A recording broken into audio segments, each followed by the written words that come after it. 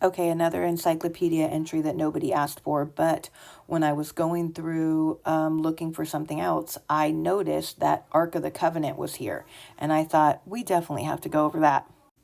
So if you like old books, if you like history, if you can handle honesty and you aren't softer than baby shit, go ahead and give me a follow. So this is the Chambers Encyclopedias printed in the 1890s. Ark of the Covenant, Ark of the Testimony, or Ark of Jehovah. Among the ancient Israelites, an oblong box of acacia wood overlaid with gold within and without. 2 cubits and a half, 3 feet 9 inches in length. 1 cubit and a half, 2 feet 3 inches in breadth and height, in which was deposited the testimony, the law of the 10 Commandments inscribed on 2 stone tablets. In Hebrews 9:4, mention is also made of the pot of manna and Aaron's rod. I have a Bible from 1822 right here. Okay, hold on. We have to look it up. Okay, that Bible's way too big to be pulling it out. Hebrews is at the very end. So this Bible's from 1870, and it does right here, chapter 9, verse 4, which had the golden censer and the Ark of the Covenant overlaid round about with gold, wherein was the golden pot that had manna, and Aaron's rod that budded, and the tables of the covenant. Okay, the lid of the mercy seat was of gold, and had at each end a cherub, between which was the place of the Shekinah, or visible manifestation, symbolic of the divine presence.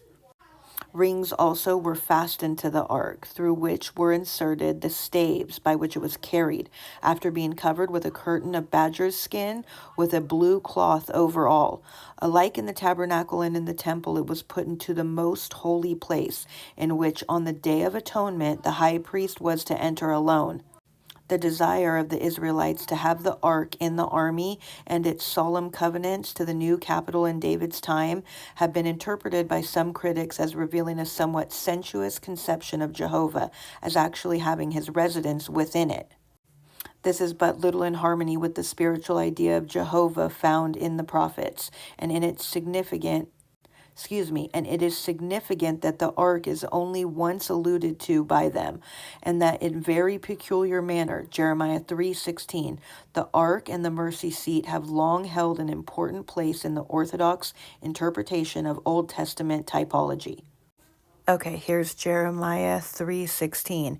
And it shall come to pass when ye be multiplied and increased in the land, in those days, saith the Lord, they shall say no more, the ark of the covenant of the Lord. Do you see? Lord is quite literally Baal. Lord is not God. Watch out, y'all. Professor Sayce, in his Hibbert Lectures, 1887, pointed out a close parallel to the Israelitish ark in the Babylonian papaku, borne on men's shoulders in procession at festivals. These arks filled an important place in the Babylonian ritual. They had all special names and were the visible abodes of the gods to which they belonged. Do you see?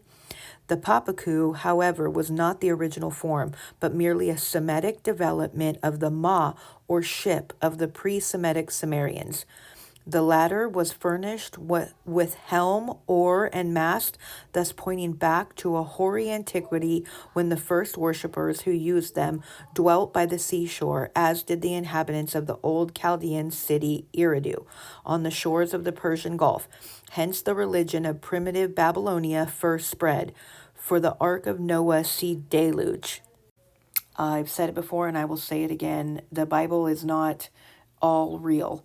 Most of it was rewritten by the Blues as a way to control people, and they worship Baal, who is all about orgies and child sacrifices. And it's like, hello, he's saying right there, this looks a lot like what they used to do with these other gods.